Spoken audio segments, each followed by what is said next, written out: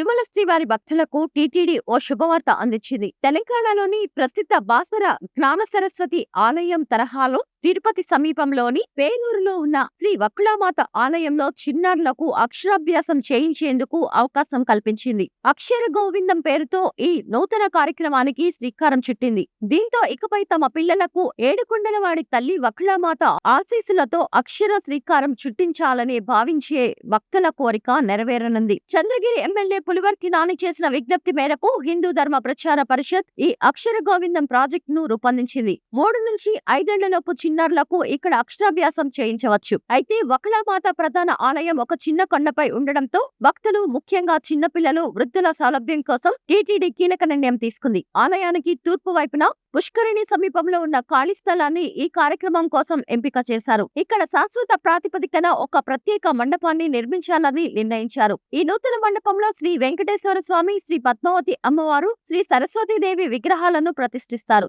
ఇక్కడే చిన్నారులకు శాస్త్రోక్తంగా అక్షరాభ్యాసం నిర్వహిస్తారు. కార్యక్రమం పూర్తయిన తర్వాత పిల్లలకు అక్షర గోవిందం పేరుతో 7 రకాల వస్తువులతో కూడిన ఓ ప్రత్యేక కిట్ ను అందజేస్తారు. ఇందులో పలక, బలపాల పెట్ట, శ్రీవారి అక్షతలు, అమ్మవారి కుంకుమ, వినాయకుడు, సరస్వతి, శ్రీ వెంకటేశ్వర స్వామి చిత్రపటం, కంకణాలు, పటిక బెల్లం ప్రసాదం ఉంటాయి. తొలుత ఈ కార్యక్రమాన్ని 300 కిట్లతో పైలట్ ప్రాజెక్టుగా ప్రారంభించనున్నారు. ఈ కిట్లను ఉచితంగా అందించాలా లేక నామమాత్రపు రుసుము వసూలు చేయాలా అనే విషయంపై టీటీడీ త్వరలో స్పష్టత ఇవ్వనుంది. హెచ్డిపిపి లేదా ఎస్వి విద్యాదాన ట్రస్ట్ ఆధ్వర్యంలో ఈ ప్రాజెక్ట్ ను అమలు చేయాలని అధికారులు భావిస్తున్నారు. త్వరలోనే ఈ కార్యక్రమం ప్రారంభం కానుండడంతో భక్తులు హర్షం వ్యక్తం చేస్తున్నారు.